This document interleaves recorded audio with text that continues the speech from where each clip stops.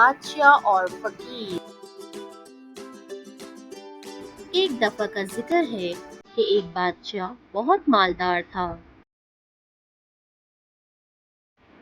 مگر اسے کبھی سکون نہیں ملتا تھا۔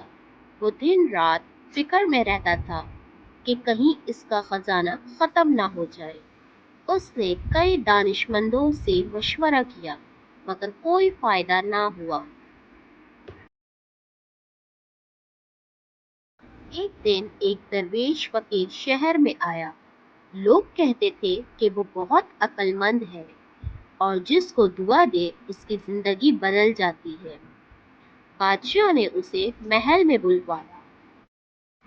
بادشاہ نے فقیر سے کہا، مجھے سکون چاہیے، میرے پاس سب کچھ ہے مگر دل پھر بھی بے چین رہتا ہے۔ فقیر نے مسکرا کر کہا، اے بادشاہ، اگر تم واقعی سکون چاہتے ہو تو ایک دن اپنے محل سے باہر نکلو، لوگوں کی خدمت کرو اور کچھ دن دوسروں کے ساتھ جیسا برتاؤ چاہتے ہو ویسا برتاؤ کرو۔ بادشاہ نے فقیر کی بات مان لی۔ وہ عام لباس پہن کر شہر میں گیا،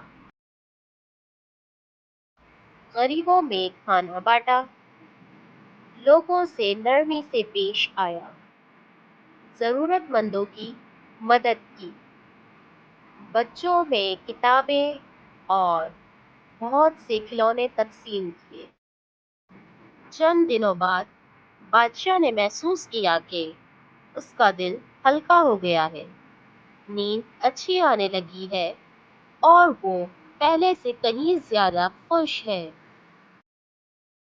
بادشاہ نے سپاہیوں کو حکم دیا کہ فقیر کو ڈھونڈا جائے، مگر وہ جا چکا تھا۔